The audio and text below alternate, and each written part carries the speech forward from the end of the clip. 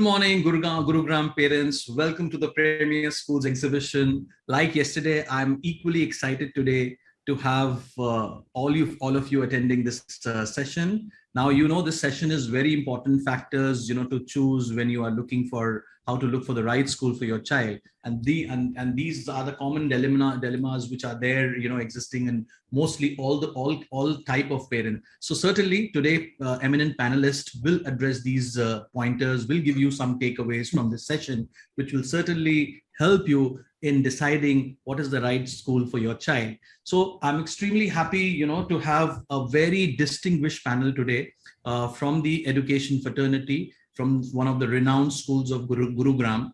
And I'm very, very happy to introduce first our moderator of the session, who's going to steer this session and will take all the questions of the parents as well and would make this session much, much, much more interactive. So I have the honor of introducing Mr. Ashish Gulati, who's the vice chairman of the Bluebells group of school. And Mr. Ashish Gulati has previously worked in corporate sector as well. He holds first degree in engineering and is a postgraduate in management from the prestigious MDI, Management Development Institute, Gurugram. With a keen interest in behavioral sciences and change management, he has initiated and implemented several organizational development measures across schools. Today, the group is recognized and acknowledged for its child-centric culture of empathy, performance, compassion, and commitment towards holistic learning. Ashish ji, thank you so much for joining this session as a moderator, and I'm sure this session will be a very enriching one. Thank you, Vivek. It's been a pleasure to be invited on this panel. So parents, we have a very distinguished panel who's going to put their opinions, will share their experience, give their advice and inputs to you. So let me introduce our first speaker, Ms. Dhriti Malhotra. Dhriti ma'am, she's the director principal of Manav Rachna International School, Sector 46 in Gurugram. Having a rich experience behind her of almost 3 decades, she believes that every child is unique and has inherent talent. Ms. Malhotra is a passionate educator and has initiated the Special Education Needs Department in the school that she has led. Her passion for education, innovation, teaching, and meritorious work in the field of social work, Indian culture, music, dance, and art has been rightly recognized, and she has been felicitated with numerous awards and accolades for her exemplary work in the field of education. She joined Manav Rachna Group in June 2009 at the Manav Rachna International School, Sector 46, where she began her journey of exceptional service to education and society. Dhriti ma'am, I'm really very happy to see you in this session. I'm sure we'll get great insights from you. Thank you so much for joining in. Thank you, Vivek. A pleasure being here. Thank you, ma'am. Our next speaker is Mr. Daniel Curry. He's the director and principal of Vega School, Gurugram. Mr. Dan Curry has many years of experience as a leader, both in and out of the field in education. He has lived throughout the United States, Europe, and the Middle East. Most recently, he founded an international school in Ras Al Khaimah in UAE and led during its 5 years. Dan has been a coach, teacher, principal, and superintendent in both public and private schools in California and internationally over a 21-year span. Before that, Dan served in the United States Air Force from 1987, attaining the rank of captain while being stationed throughout the Middle East and Europe. Dan is passionate about serving students and parents with a caring and compassionate approach to education while also striving for academic excellence. He subscribes to the methodology of progressive education, specifically problem-based learning to achieve critical thinking future leaders. Thank you so much, Mr. Dan, for joining this session. It's a pleasure, having you here. Thank you very much. The honor is mine. Thank you. Our next speaker is Ms. Veena Gaur, Principal, Vibgyor High School, Gurugram. A very versatile and a competent educationist with 22 years of experience in the field of education, with various multifaceted roles across education, from teaching to being a headmistress and to be a head of a school, and believes every child is equal but unique with different talents and different ways of developing and learning. Holding significant position as head of school, curriculum and content designer, resource person for CBSE, and a trainer for CCE2, Ms. Gaur has positively touched the lives of thousands of students during her career and has connected with each as an individual with true earnest and passion. Thank you, Ms. Gaur, for joining the session. Thank you so much for my introduction. It's my pleasure. Thank you, ma'am. Last but not the least, Abhishek Chaudhary, who's the Chief Joy Officer of DPS Gurugram Sector 67A. So Abhishek has led large-scale educational reforms across multi-states of India, including the Delhi government, much celebrated educational transformation. As a passionate edupreneur, he has been awarded Forbes 30 Under 30 Young Achiever Award for his previous venture, as well as the prestigious Econ Green Global Fellowship in 2014. He is an alum of Ashoka University's and IIM's Bangalore and is passionate about gardening.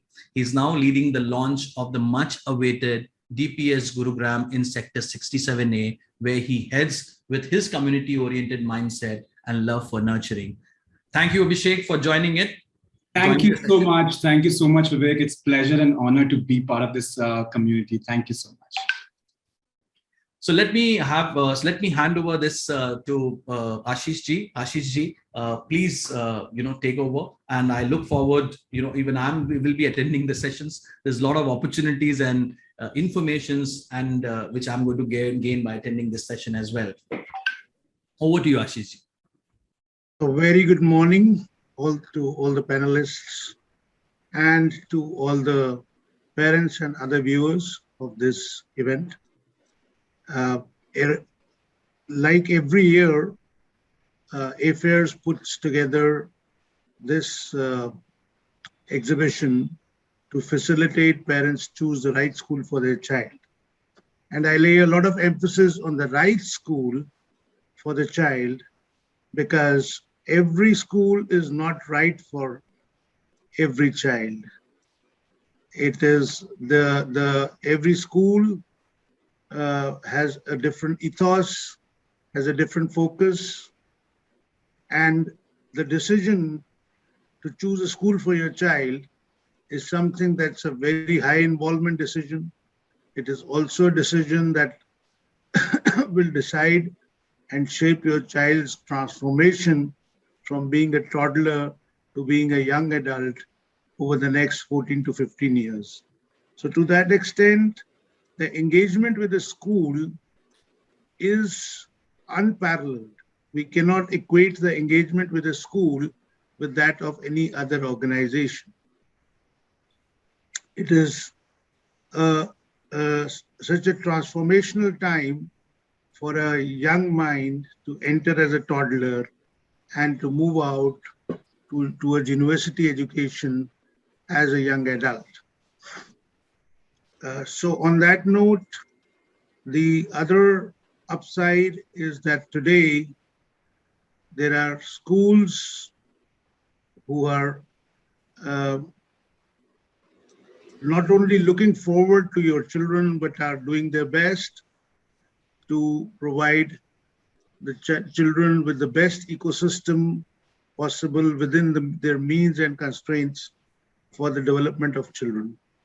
And there are now the availability of quality education, especially in the Delhi NCR region, is now even more than it has ever been earlier. However, as it is said, that one could get spoiled by choices. And when we have choices, it makes the decision all the more difficult because every school has a different ecosystem. Every school makes claims more so authentically than not. And every school has a different culture, where a small difference could make a big difference to the development of your child. So parents need to be all the more diligent in choosing the right school for their child. And I hope by the end of this discussion, the panel would be able to share some insights and facilitate this decision making for the parents who spared their time to be with us today. So on that note, let me open the discussion with a simple and very obvious question on what are the top 5 factors that one should consider while deciding upon a school for one's own child. And I would request Madam Dhriti Malhotra to please open this string of conversation.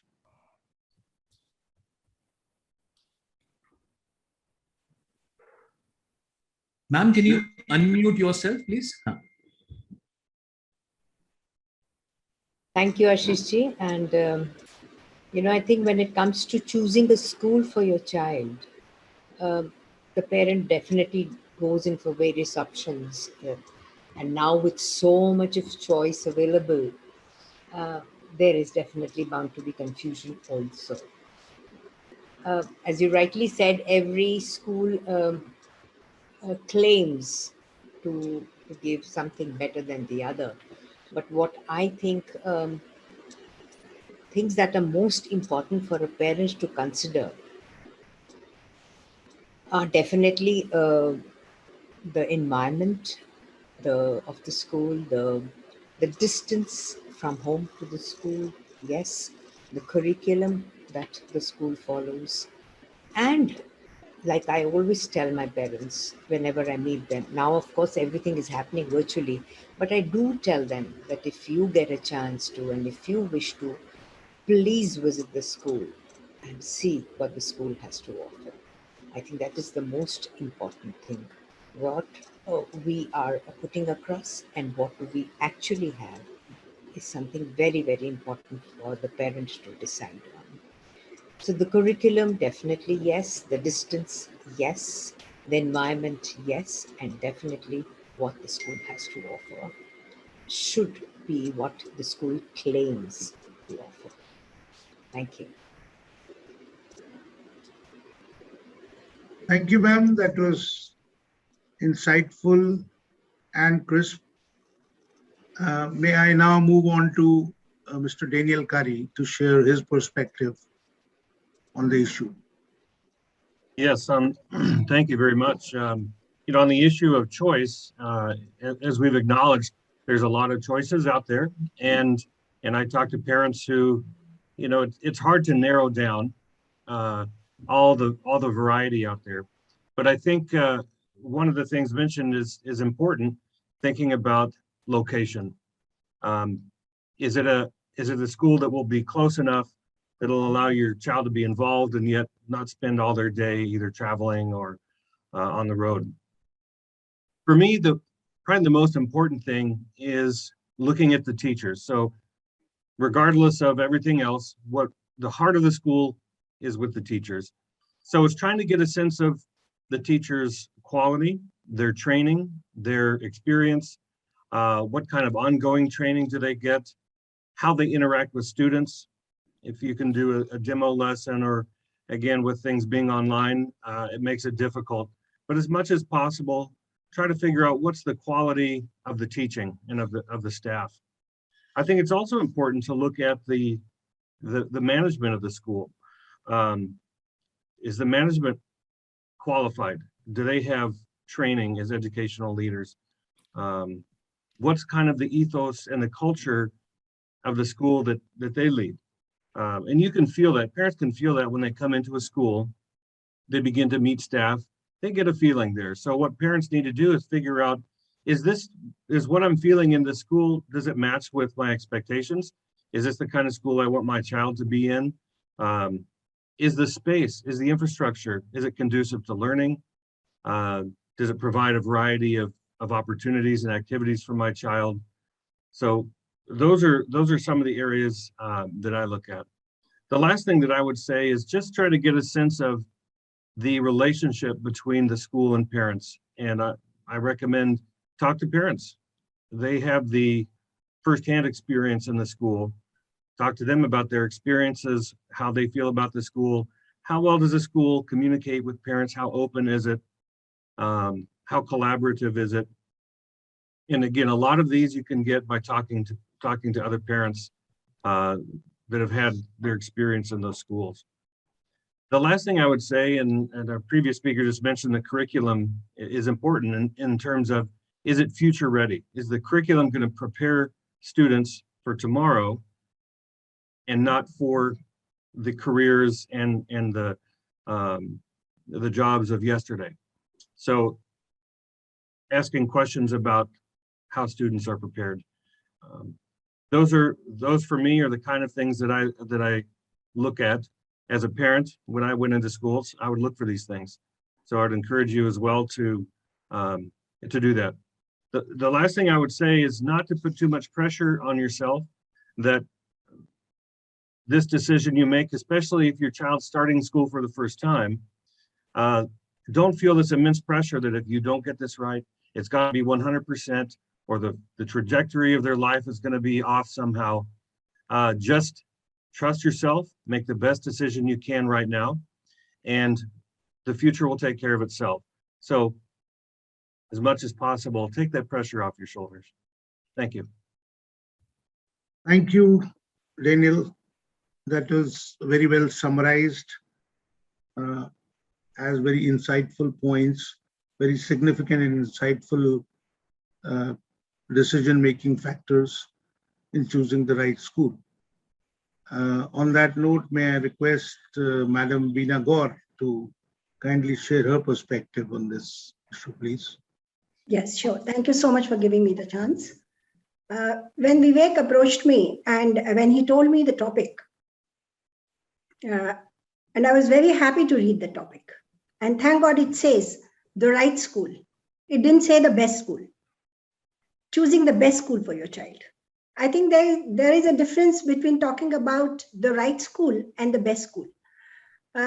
When a parent is searching for their child school on internet, there is a huge rank of, there are so many schools, top ranking school, best school.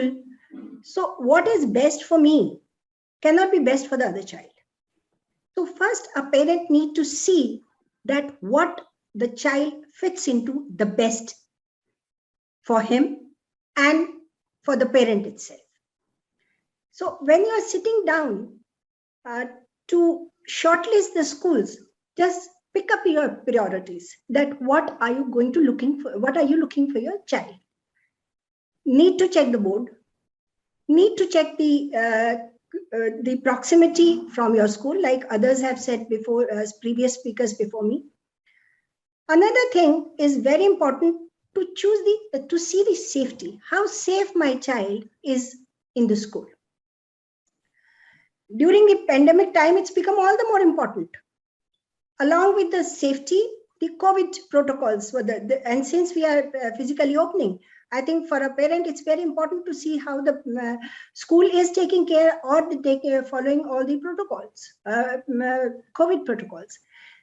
Secondly, one need to see when you're filtering the names of the schools, budget is also another very, very important aspect when a parent is looking at or finding a school. A school is very good, on the best ranking, and it is fitting in all the points which you have jotted down for your child, but it is out of the budget. You cannot afford that school. So also need to check your pockets before you choose the school. And parents these days in Gurgaon, they are absolutely confused parents. They don't know, because all the schools are claiming that they are the best. This is what they have to offer. This is what they're offering. And you don't know that what the school is claiming is actually implementing or giving to the parent. It's only parent come to know when they are actually in the school, they admit the child in the school. So the best, like Mr. Daniel said, that they should speak to the parents who are existing parents. They are the best speakers or the best testimonial for any school to tell them because they have had the first-hand experience. Secondly, the choice of the board, you know that which board you are looking for. And if you are not aware that which board is best for your child, ask the experts. Because most of the parents, they are just clueless that which board is offering what. Transparency, again, is very, very important factor when you're choosing the school for your child. Another very important aspect is the teacher-student ratio. Just check. If there are 50 children in one class, how a teacher is going to take care of, give the personalized learning or the personalized attention to each child? Because if the teacher is not aware about the strengths and the weaknesses of the child, teacher will not be able to do justice during her teaching. So teacher-student ratio is another very important aspect when you are choosing the school for your child. Go to school, visit various schools, shortlist the names, and then you jot down the points that this school has got this, these are the important or these are the USPs of this school. Then choose it, make a correct decision. And then you and meet the teachers, meet the counselor, meet the leadership, because that's very, very important to how the leader is going to talk about the school. So these are the aspects I think are very important, and it's a difficult decision for parents, but I'm sure our parents, Gurgaon parents, are very, very intelligent. They are well read, and they know what is right and what is wrong with the child.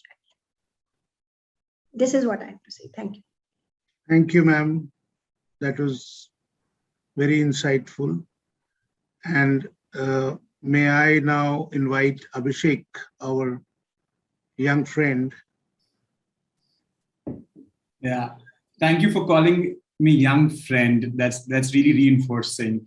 And a joyful friend, because he calls himself the Joy Officer, which is very interesting. And thank you. In addition to sharing your perspective on how to choose the right school, I would also want you to say a couple of words about this unusual designation that you've chosen for yourself. Yeah. Is my voice audible, Mr. Gulati? Very much. Great. And thank you. It's very reinforcing of calling me young, because that makes me the voice of many, many young parents right now looking for schools, choosing the right school. So I'll begin with a small anecdote. It's like that on random evenings when I come back home, I start browsing Netflix and sometimes Hotstar as well. And I want to find something really meaningful, something really fun, and something really worth my time. 30 minutes down the line, I'm still browsing. 40 minutes down the line, I'm still browsing. And sometimes 60 minutes down the line, I'm still browsing. And this is one of the defining characters of my generation. We love choices and we love to choose. Fortunately, today we have quite a few schools to choose from. But unfortunately, we have very limited choices when it comes to quality education. Schools and quality education are not synonyms. Quality education is something which parents have still limited choice of. And when we did our pre-launch research, when we were doing our research for DPS Gurugram Sector 67A, we found that most parents desire for only 2 or 3 schools right now. And this is not very fortunate situation. And that's why I thought I'll make a checklist around it, that how to choose the right decision. Like I have a checklist of how to choose the right episodes from Netflix and Hotstar. So interestingly, across the world, the research says that the school environment is the topmost reason for school choice. And Mrs. Malhotra talked about it, the importance of school environment. A pleasant school environment, a thriving school environment is desired more than distance or academic achievement. Of course, they're also in the top 5 characters to define school choice, but still the school environment stands out across all the surveyed countries. And now, so I'm going to break down how, as a parent, a 30-year-old parent, a 35-year-old parent, a first-time parent, when we walk into the school, how do we see or evaluate the school environment for me, for my child? And I have a simple checklist for it. And before I go to the checklist, I want to thank all the parents who have contributed to it. And several of parents I spoke to in the last couple of years who have helped me to develop this checklist. The first thing is the trust. Imagine that me and my wife, they have to go on a trip, on a work trip, which is very common in today's generation. Who are we going to leave our children with? Who's the person, a friend, a relative we are going to trust our child with? Somebody with whom we share an honest and authentic relationship. That is the first criteria when we think of leaving a child with somebody. Secondly, that friend or relative should have the skills and the bandwidth to take care of the child. And thirdly, that person should also empathize with my situation, our situation, rather than judging us. So when this is the simple trust-based checklist, when we are leaving our children to a school or choosing the right school, we should be able to trust the school with which we can share an honest and authentic relationship, the school that has processes, the bandwidth to take care of our child, and the school that cares about me as a parent as well. The second point for the school environment after trust is the visionary, which Daniel spoke about. Of course, a lot of schools have the visions, but who is the visionaries? Who are the people driving it? Do they have the ability to drive this audacious dream, or are just saying it?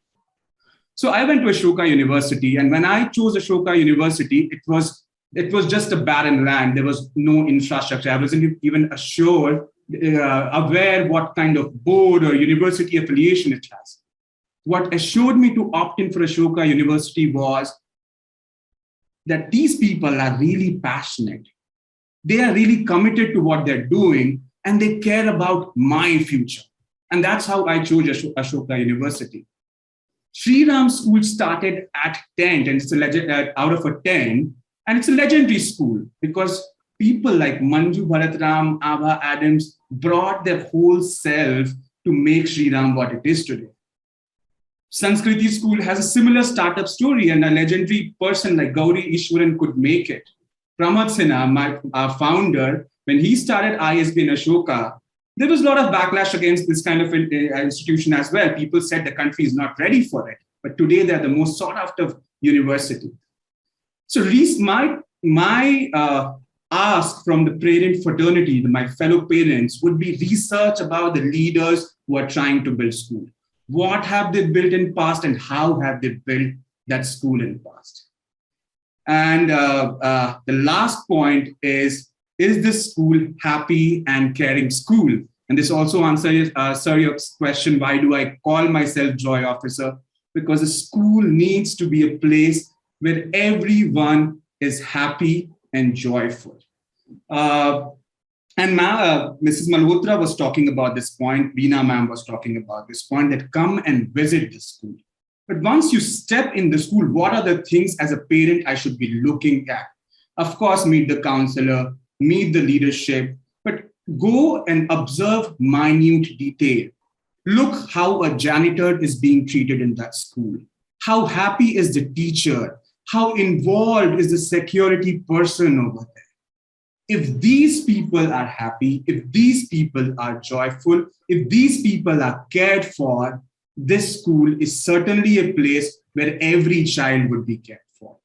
And this is just my three-point checklist, that the school which you trust, you can develop an authentic relationship with, the visionaries who have demonstrated that track record, and where you go and you yourself as a parent feel happy and safe, and you see everyone in that area happy and safe. I don't think if all of these boxes are checked box, you can make a wrong decision over here. So probably this also answer your question, sir, that why I call myself Chief Joy Officer. I'm sure if you make so much effort to choose the right program on Netflix, I'm sure the parents should be spending much more time to choose the right school for their children. Because very often when I try to surf Netflix and I'm not able to make up my mind, and Netflix says, not able to make up your mind, let me suggest. So before somebody starts making decisions for you, it's important to learn to make the decisions for yourself. On that note, let me try and do my role, to summarize whatever rich insights I have heard from the distinguished panelists. I see this as a decision which is a high engagement decision. It is a decision which is difficult. It is this decision which requires diligence, and I see that it can possibly be divided into a couple of categories. The factors. One is the tangible factors, which are relatively easier to gather and to fathom, which include the distance from home, which is very tangible. And as Veena Gaur ma'am brought in the aspect of budget, budgets are the fee structures are in numbers and are relatively much more easier to decipher and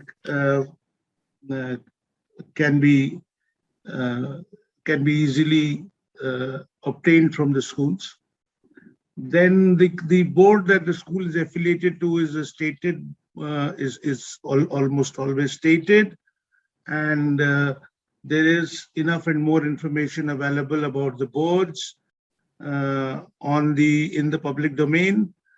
There is also enough and more information about what each board has to offer in terms of movement to the university level. So those are relatively simpler ones. Looking at the safety and security, yes, is something that moves from being tangible to being relatively more decipherable. I think the most difficult one is the ethos and the culture. The most difficult to decipher is the kind of value addition and relationship, the kind of empathy and the authenticity and on the part of the school. Those are the ones which are difficult to decipher and difficult to really,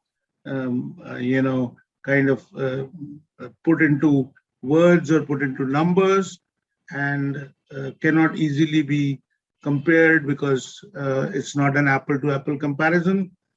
However, having said that, like Daniel said, that some of the things you can look at is how open the school is to collaborate with the parents, what are the kind of relationship the school has with the parents, and to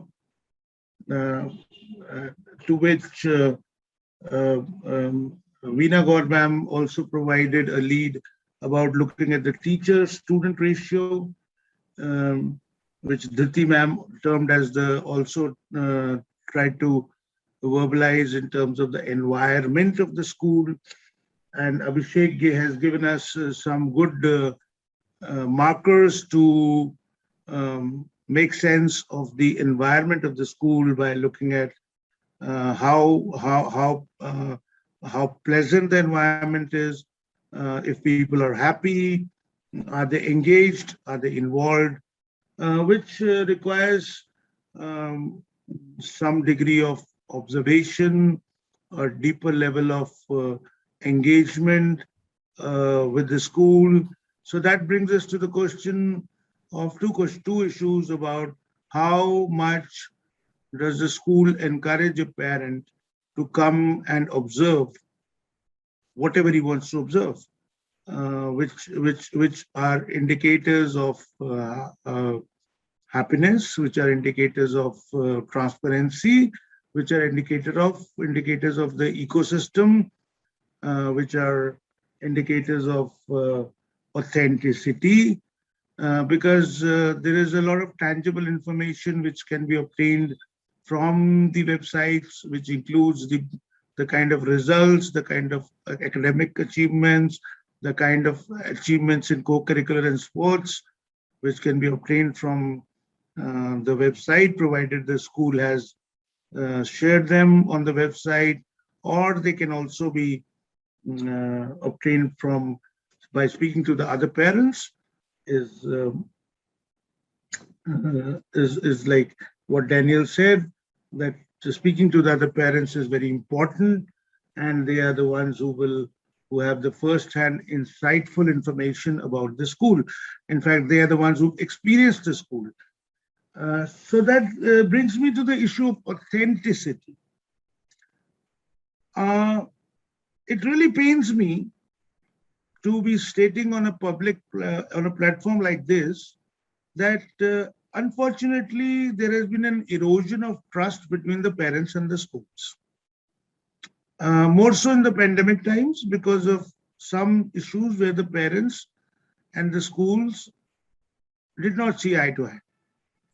And that could possibly make it a little bit more difficult to trust a school where you want to admit your child, which could raise, in order to simplify, which could raise, how do I trust what this school states? How do I really believe that this school says, I am an empathetic school, I will keep your child happy, I will keep your child as somebody whom you can trust and leave your child with, pretty much in the parallel that Abhishek drew between leaving your child with a neighbor or with a friend or with a trusted family member. How do I know that? So there are no easy answers for that, but I would just request the panelists to share their thoughts about this whole issue of authenticity and trust with the schools, especially in context of the choosing the right school. Especially also because in a city like Gurgaon, there are many new schools. When I say new schools, there are schools which have been in existence for 2 or 3 years, and there isn't enough first-hand information may not be available to the parent. So maybe if you could, we could start with Daniel on that. If you could briefly touch upon that issue of authenticity and trust and transparency. Yes, I think that's very important. And you're right, if a school is brand new, you're not going to have a history there where you can reach out to parents and find out their experience. But even after a year or two, there are parent communities out there that are happy to tell you their experience. So as long as the school has a year or two under their belt, the parents are going to be the best source of saying, does this school do what they say they do? Do they behave the way they say they behave? That's going to come from the parents. If a school is brand new, well, then you have to look at who are the people starting the school. So let's say a school is just opening or is in its second year and still has a small student body and is growing. I would look at who founded the school, for what purpose, what's the vision of the school, what's the training of the staff, have they collected a high quality staff together and invested in that school, in the leadership and in the teaching. If you look at those factors in a brand new school, you'll get a sense. And then at some point, certainly in a brand new school, schools count on parents being willing to take a leap of faith and say, okay, I'm going to try this school. It sounds like something that'll work for me, and do it. Otherwise, it's going to be the parents. So there are, there are a few factors really to look at, but ultimately it's word of mouth. And we know that that's the strongest source of information for any parent, to talk to someone they know who has the same values in education that they have, has the same goals for their children, and ask them what's been their experience. So that gives us an assurance that the phenomena of the colonization of corporate means to market schools is something which need not influence the decision making, because the word of mouth still remains the most powerful tool, and you can possibly do deliberations on social media or on conventional media, but you cannot really intervene in the word of mouth of a parent who's experienced the school. Now that brings me to the question of the who founded the school. So when we say who founded the school, we obviously also mean if the school management or the promoters or the protagonists have some background in school education. Now, which obviously brings us to the scenario of schools who have more than one branches. But we also know that schools with more than one branches, all schools are not equal, pretty much like all fingers of our hands are not equal. All branches do not perform because it's a very, very localized delivery. And that's something which is a flag that I'm raising for the parents to consider. Now, with that very insightful background, let's go on to some things which are more tangible and which are kind of shape the environment of a school, which is the board to which the school is affiliated. And Dhriti ma'am, I would like you to pick up the string from here and give us some insights about how significant it is to consider the board to which the school is affiliated. See, Ashish, again, this depends on what the child would probably go for later in life after the school. He or she finishes the school. See, till grade 5, all of us here on this platform and all other schools, we do definitely keep the NCRT, guidelines in mind, and we shape the curriculum the way we want to, keeping again the base as the NCRT. But how we deliver it is probably different in every school. 6th onwards is where a school actually starts following a certain board, right? Though when we talk about affiliation to a board, we mainly and by large talk about the senior classes. But then we usually filter it down to grade 6th, 7th, and 8th also.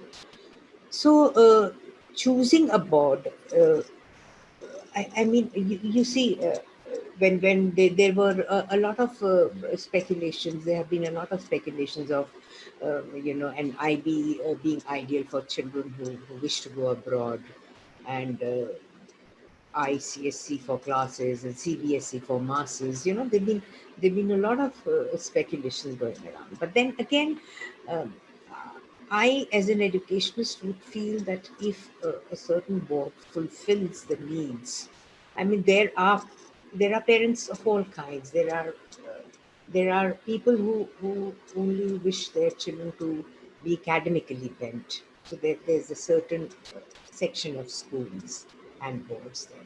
So again, choosing a board would, I think, be important for, especially for those children who are very, very sure, parents who are very, very sure that yes, later on, as the child grows up, the child would like to go for a certain course or a certain program. So again, as I said, IB is ideal for children who wish to go abroad and continue with their studies abroad. CBSE, as I said, is for masses. It caters to all. CBSE has given out the best of people. It's not that we are anywhere behind.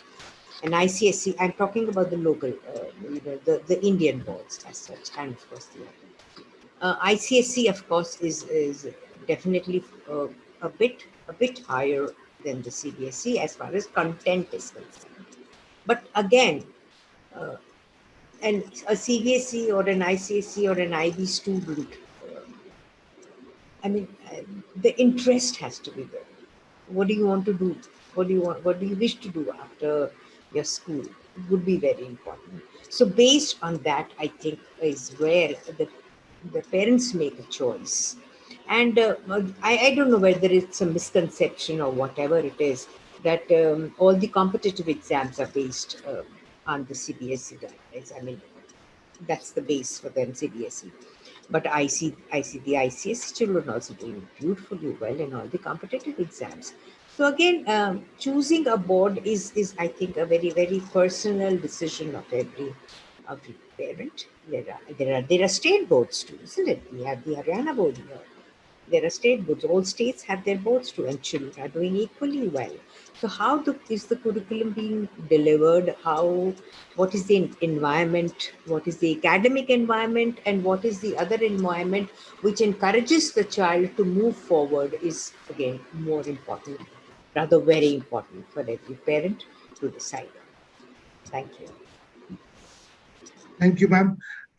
Taking a cue from Veena, ma'am, you very appropriately emphasized that on the significance of right school versus the best school. Now, ma'am, on that note, I would request you to please elaborate what you consider as the right school and how do you define the best school. That's one. Secondly, how much of weightage or significance do you give to the number of years the school has been in existence? Is this question to me? Yes, ma'am. Okay. So the difference between right school and the best school, as I said earlier also, that what could be right for me can't be right for you, or what is best for me is not best for you.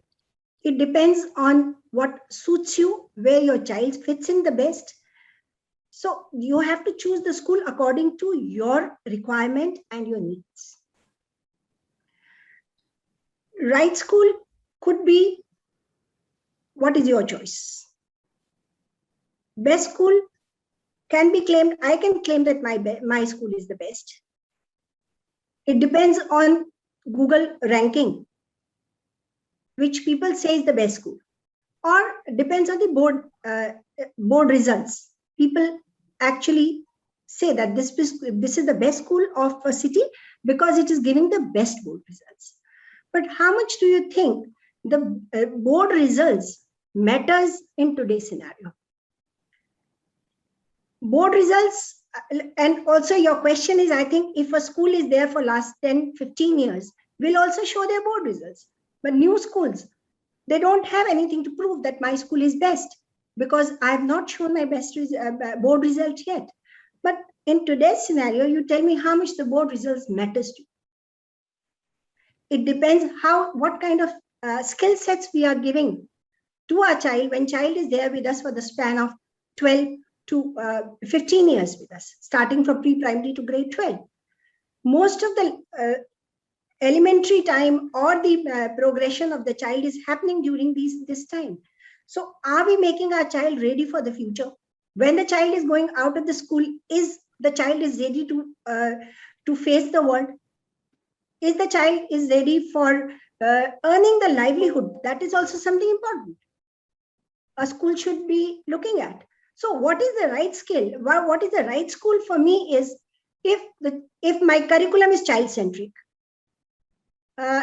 if those skill sets which are required for me when I go out of the school, am I giving those skill to my child? So for me, that is the right school, which is preparing me for tomorrow. So, as I said earlier, what is right for me may not be right. Maybe you are looking for a school where you want to have 100% results, and maybe you are trying to look for the universities which are out of reach for everybody. So if I'm looking for that, then I need to look at the school which is only based on the academics, who are only focusing on academics. No holistic development is happening if I'm only looking at the board results. If I'm giving the holistic development of a child, then that school is right for me. If the equal emphasis on co-curricular activities and sports and giving the exposure to the child, that is the right school for me. Maybe my board result is not so good. I'm giving those values, which are making my child a good human being. That is the right school for me. sure, ma'am. Thank you so much.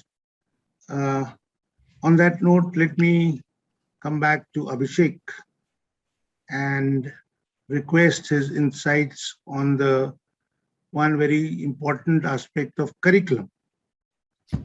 Given that,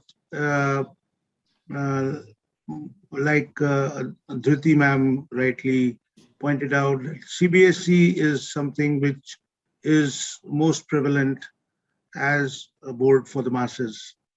However, so when we consider CBSE, that puts a boundary on the syllabus and also the assessment system.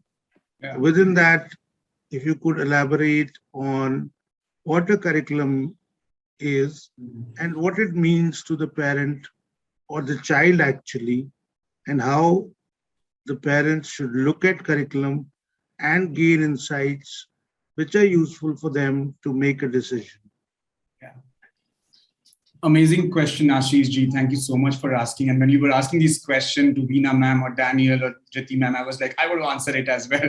So thanks again. And I would like to begin where Mrs. Malhotra left it. It's not about what is the board, what is the curriculum. It's more about how it is delivered. And that how makes it magical. Like you can see thousands of CBSE schools, thousands of IB schools, but what makes one CBSE, a best CBSE school different with other CBSE schools? It's the how-tos of it. So the board, the curriculum, of course, parents need to explore it at a meta level.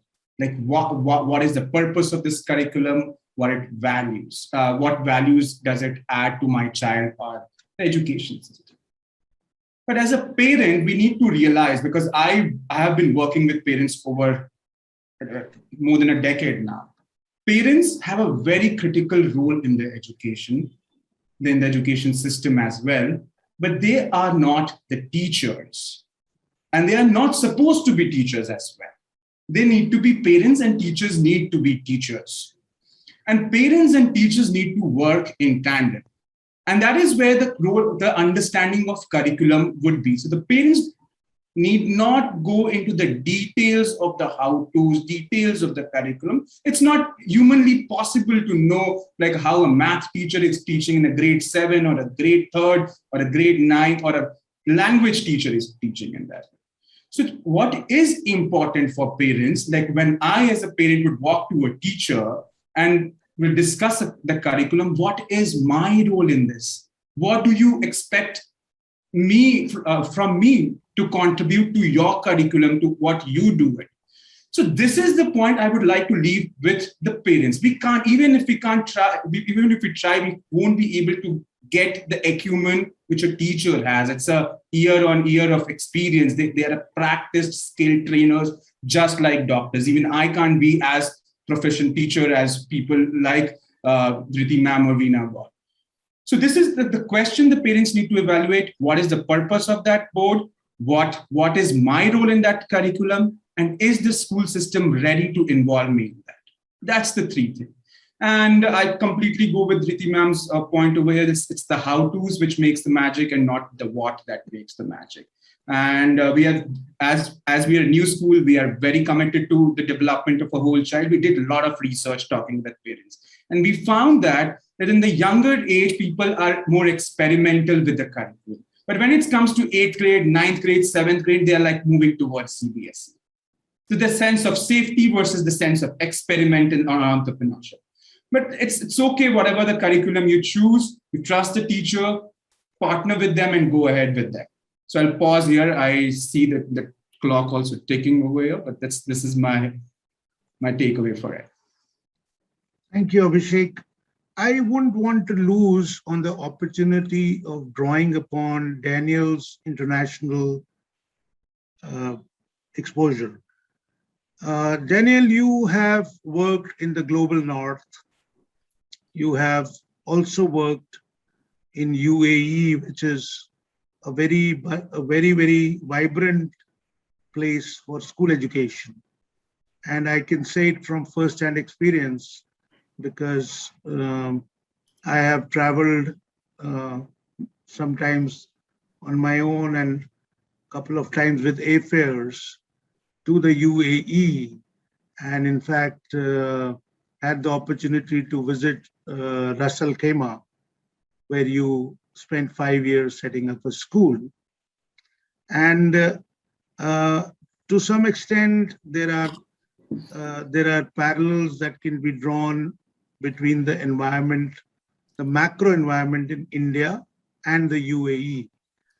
They're both a part of the global south, which is seeing a lot of growth in the international schools.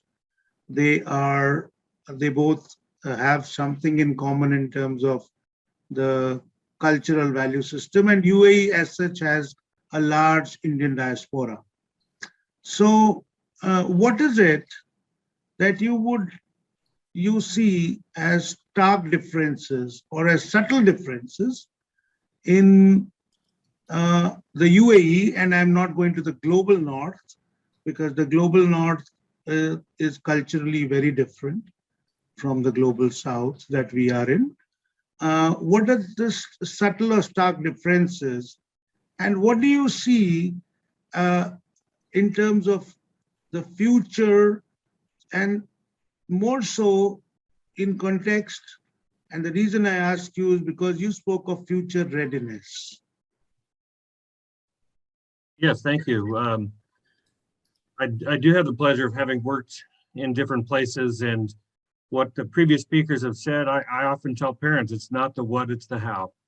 So I found that across boards, across different countries, different ministries, the actual expectations of students at any particular grade level, especially in the younger grades, there's not significant difference from country to country, from board to board.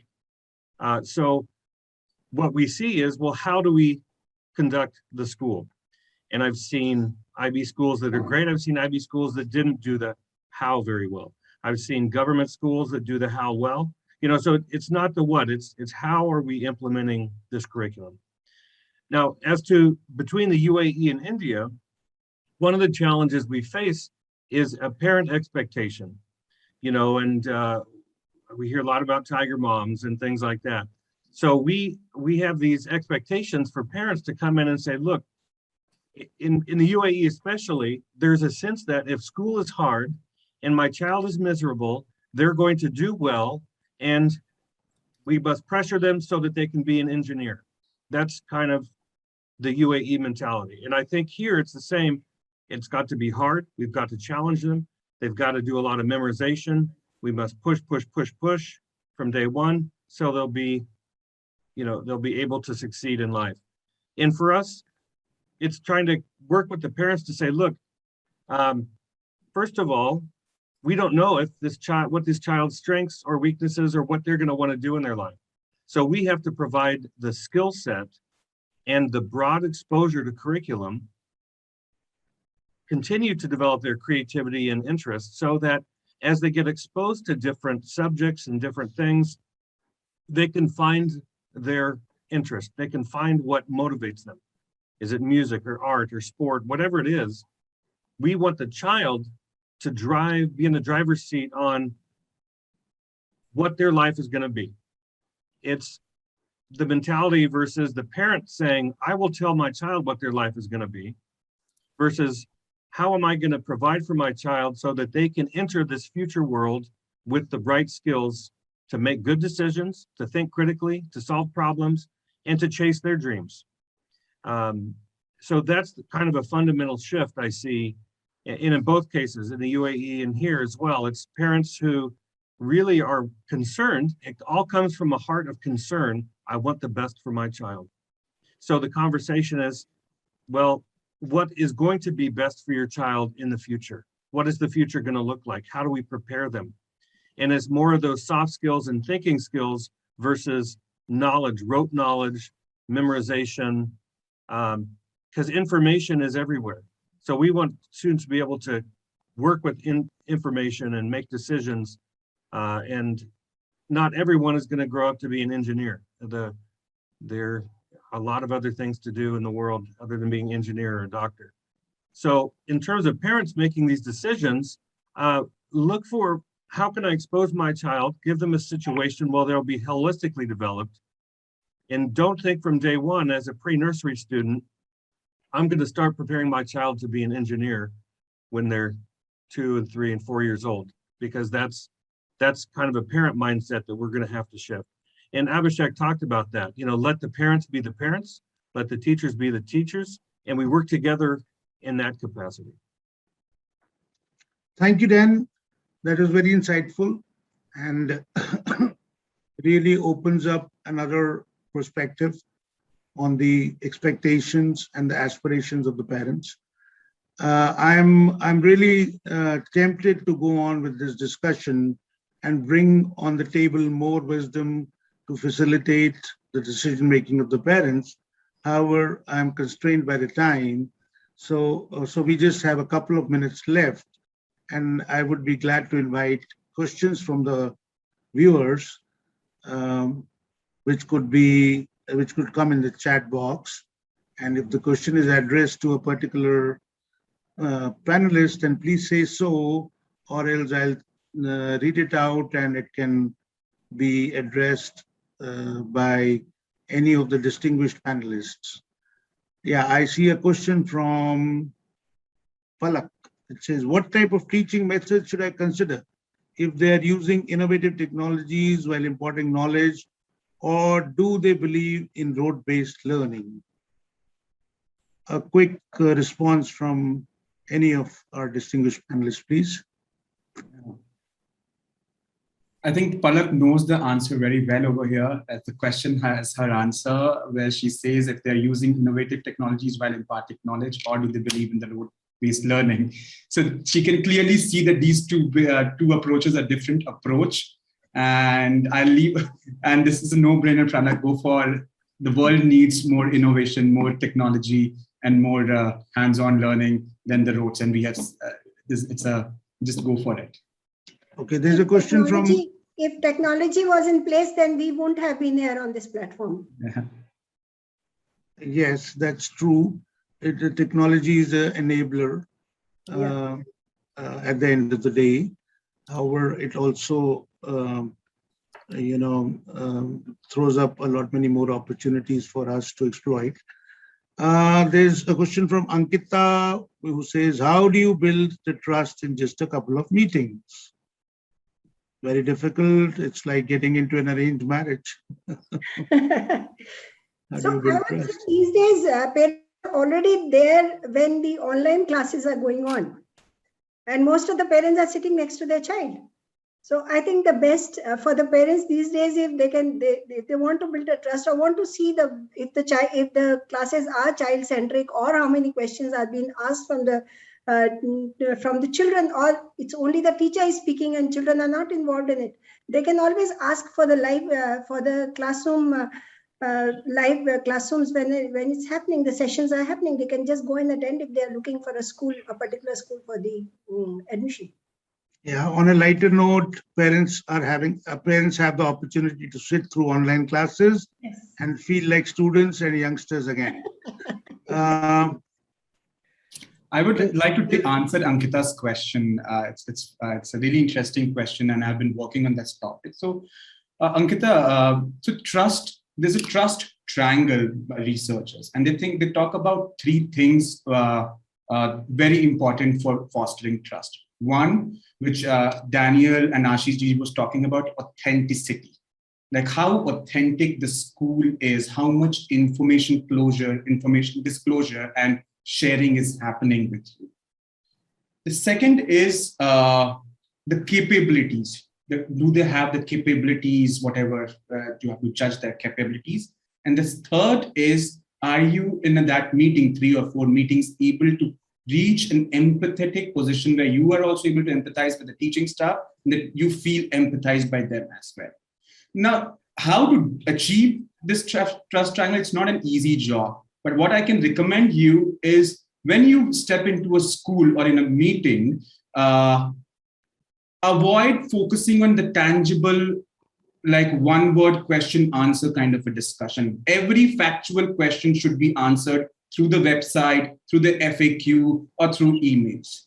When you're meeting in person, try to build that connection by asking higher order questions.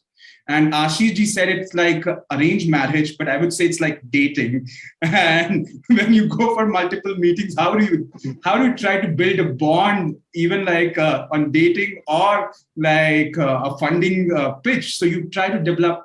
So if you're stuck in a very factual question, what is the fee structure? What are the timings? We lose an opportunity to evaluate the questions which will help you to trust the school more. So get your homework done before you visit the school, get all the factual questions check boxed, and prepare 3 to 5 questions which are more higher order question that helps you to build relationship.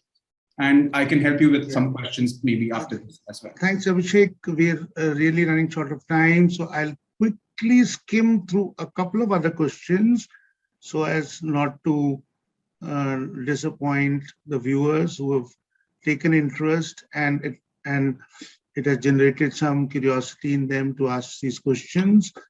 Nandita says it would be great if more schools are included in this exhibition. Definitely, I can share that on behalf of the organizers.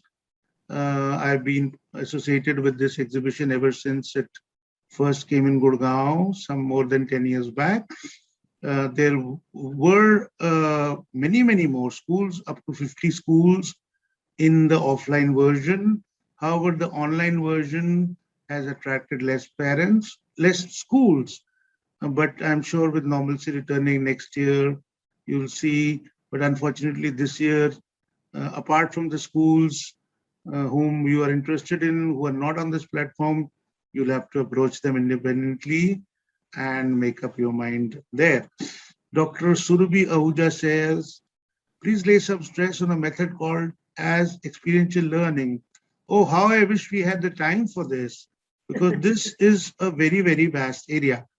Long and short, what it means is that instead of learning theoretically, you experience something and you try to assimilate that as a learning.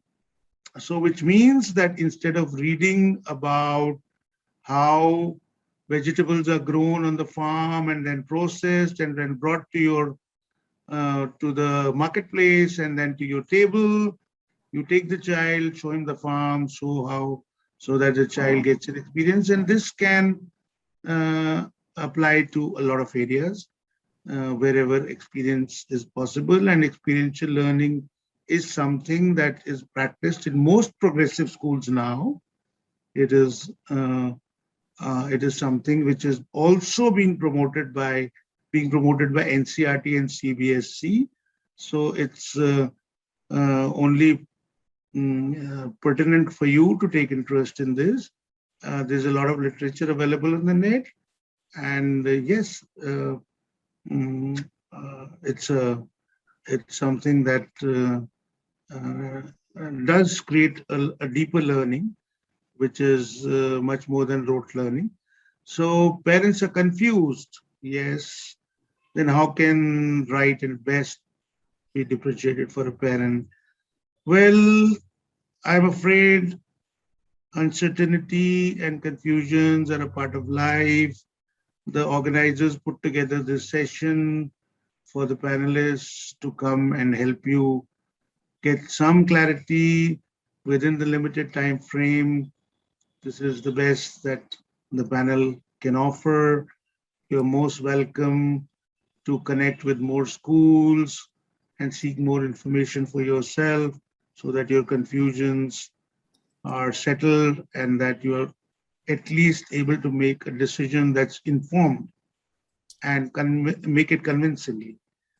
What resources should I look for in school which will help my child when she's struggling?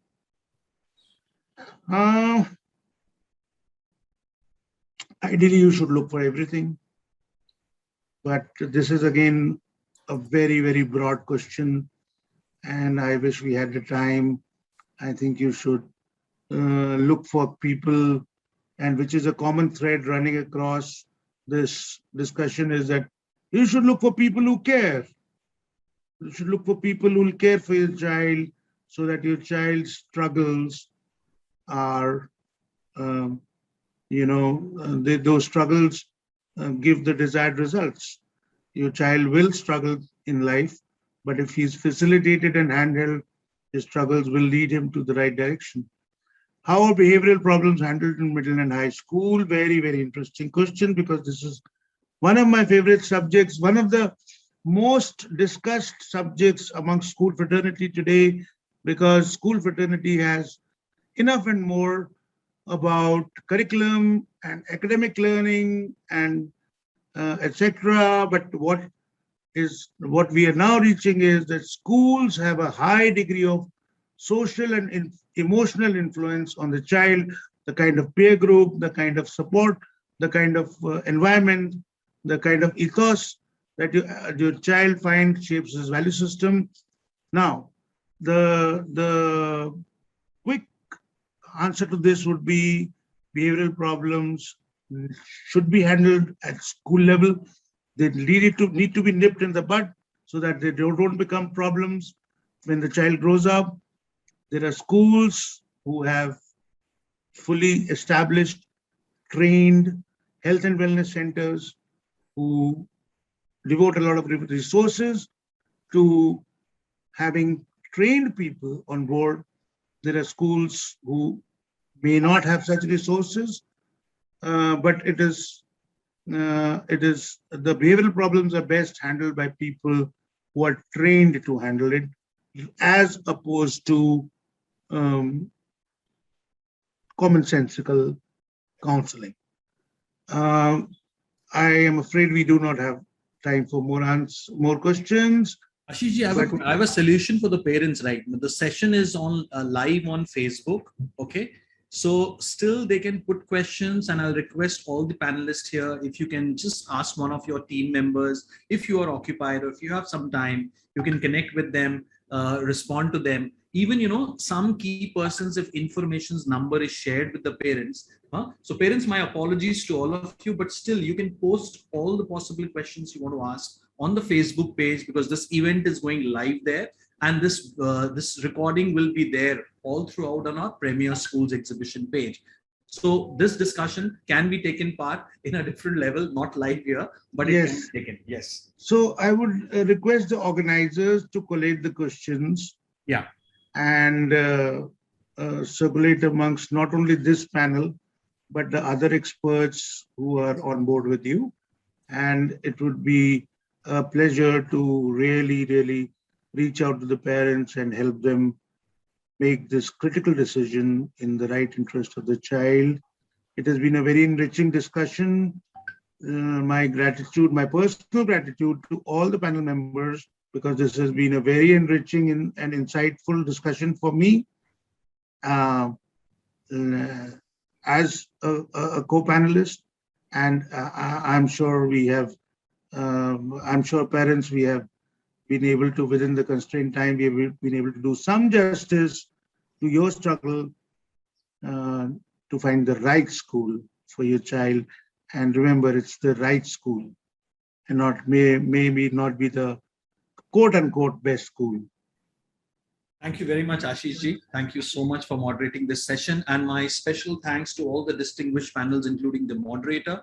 I think, first of all, on Sunday morning, you have spared, such a lot of time. And this shows a great amount of commitment as an educationist in order to help the parents of Gurugram understanding the concept of school education, in what way they can choose the right school for their children. So, Dhriti ma'am, a special thanks to you. Veena ma'am, thank you so much. Daniel, it's been great pleasure having you. Abhishek, thank you so much for providing greater insights. Last but not the least, Ashish ji, my special thanks to you as well for moderating this session.